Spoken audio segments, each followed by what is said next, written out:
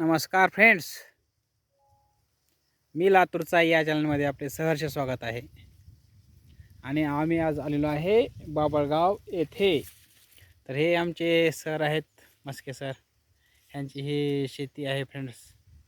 तर आज रविवार असल्यामुळे म्हणलं चला शेताकडे वगैरे जाऊन यावं. आणि हे बघा कसं आहे, हिरवगार एकदम पीक बघा फ्रेंड्स.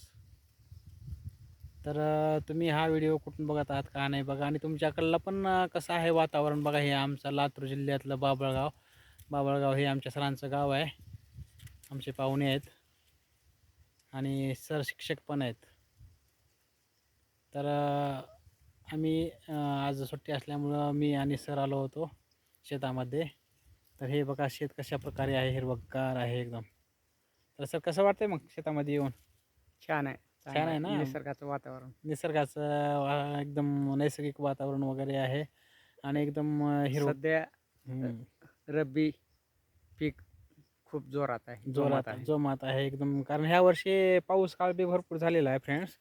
त्यामुळं जिकडं तिकडे एकदम हिरवं हिरवं असं गार आहे सगळं. हे शेतशिवार बघा हे फ्रेंड्स.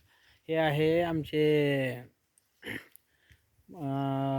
बाबळगावचे अमित भैया देशमुखचं बघा. ही शेती आहे बघा बघा फ्रेंड्स. बघा हे दिसायला नाही, खारीचे झाड वगैरे हे पूर्ण त्यांचंच आहे.